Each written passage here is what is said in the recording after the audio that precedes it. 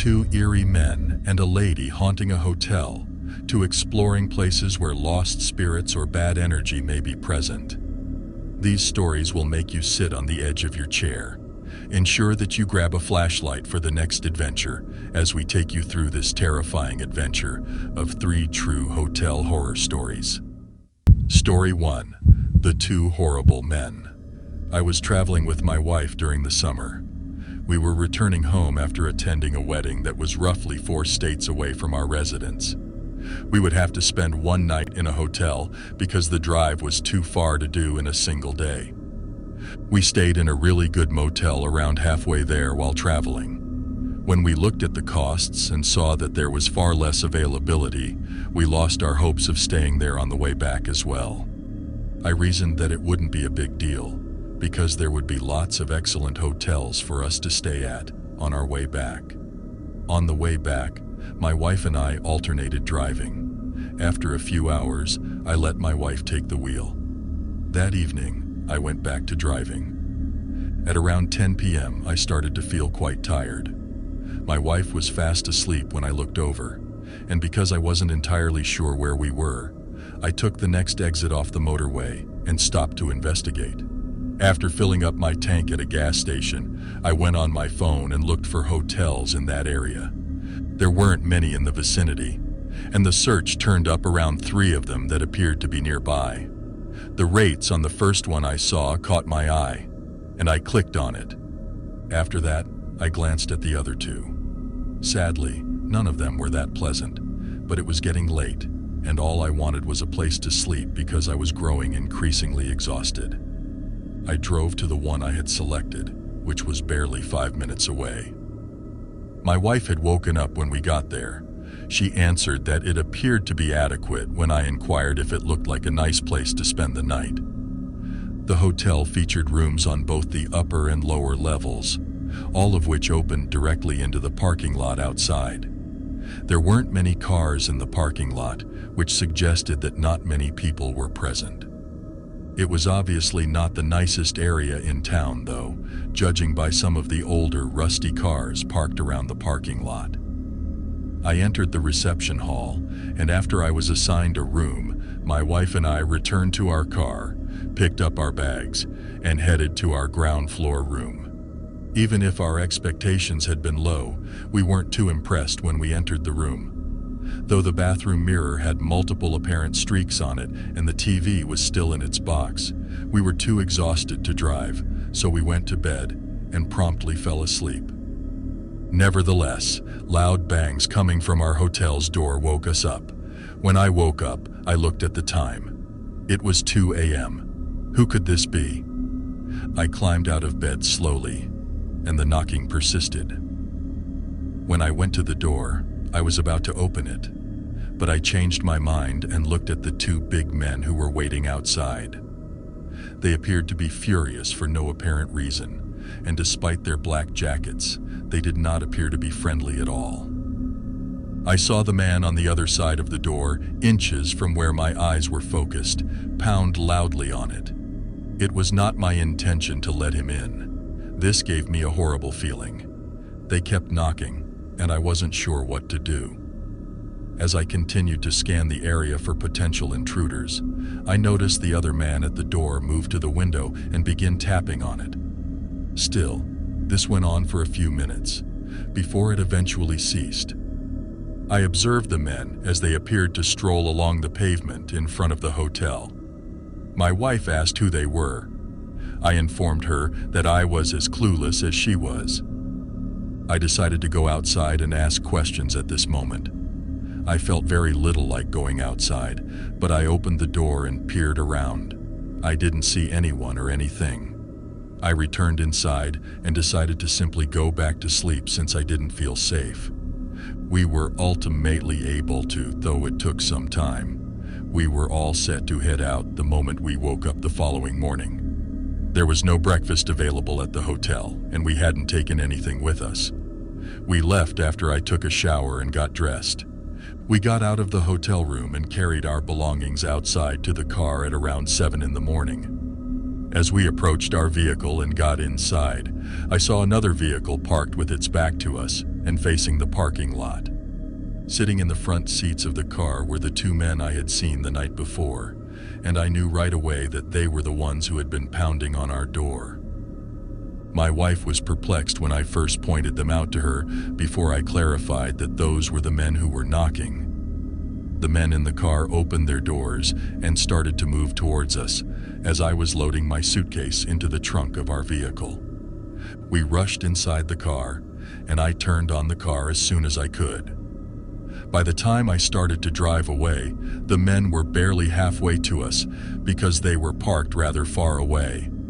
We took off without turning around. Fortunately, nobody followed us or anything similar.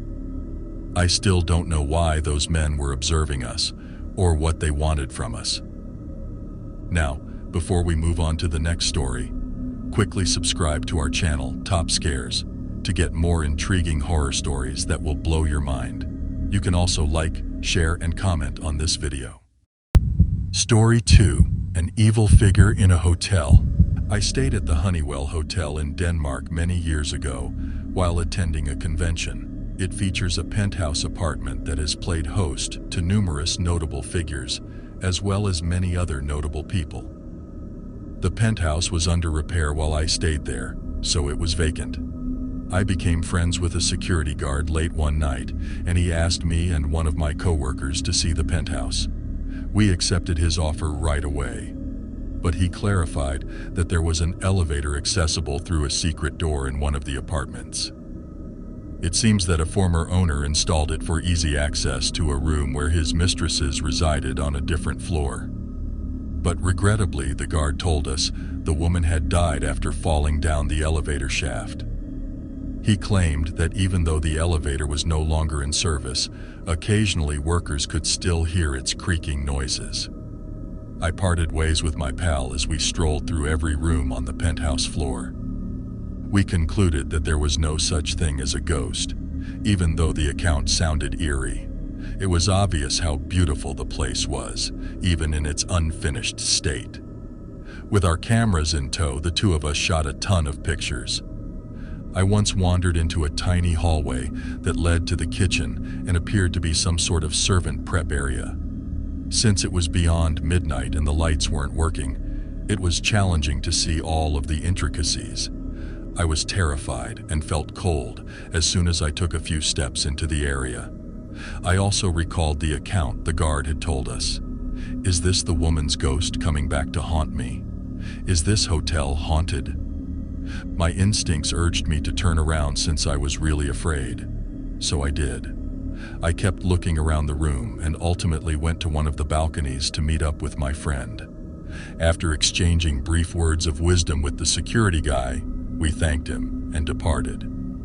We didn't start talking about the penthouse's specifics until the next day, while we were traveling home from the convention. She acknowledged that she had seen the dim corridor leading to the kitchen when I inquired if she had. Nevertheless, I admitted to her that I had begun to move down the corridor, but had stopped because it seemed eerie, chilly, and even malevolent. She gave me a nod of agreement as she excitedly described to me how she had entered the same area and had a strong sense of evil. She said she felt a very real bodily sensation and that she turned around and exited the room right away. The fact that we had experienced nearly the same emotions in the same location and hadn't shared the information until nearly a whole day later fascinated us both. It remains one of the most bizarre hotel experiences I've ever had. Remarkably, my research into the hotel revealed that it is reputed to be haunted. It seems that other people have also had unsettling experiences here. Story 3. Followed by malevolent ghosts. After a lengthy journey, driving in a distant city was becoming tiresome.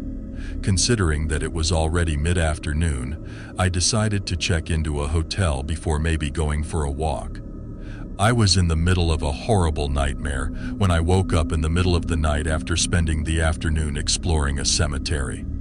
In my dream, I was rolling down a field of dry corn stalks while attached to the spokes of a blazing wheel.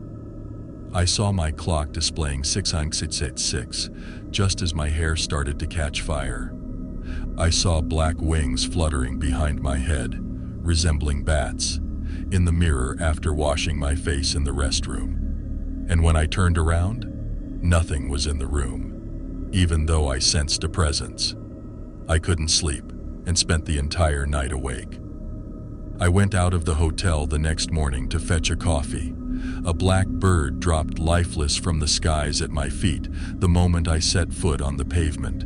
Then, just in front of me, a car struck a man. Subsequently, the little stray dog that I had been providing food for about a month lay lifeless beside the church. I had the impression that I was a walking bad luck charm. I carried out my intention to attend the Museo de la Medicina Maya, unsure of what to do. It is devoted to the preservation of tzotzil and celtal medicine, healing arts and customs from their ancestral homeland in Chiapas. Apart from the herb garden and exhibits, there was a communal area where one might seek advice from a nearby shaman. I was informed, through a translator, that I had done something wrong, and that evil spirits or energies were after me, trying to cling to me. He did, however, write up a prescription for the supplies needed for a spiritual cleaning, which I had filled out by a woman running a market booth. I carried a basket filled with fragrant herbs, eggs, and basil when I went back to the Mayan center. Following an intense ritual, including copal, smoke, herbs, and chanting, he pronounced me spirit-free. He advised me to spiritually shield myself going forward, before venturing into places like cemeteries where lost souls or other negative energy might be hiding or looking for a home. I was so happy to leave the clinic having gained a lesson and being rid of the bad vibes. I now make an effort to remember not to go to potentially dangerous areas unless I'm well protected. On its own, it was a terrible experience.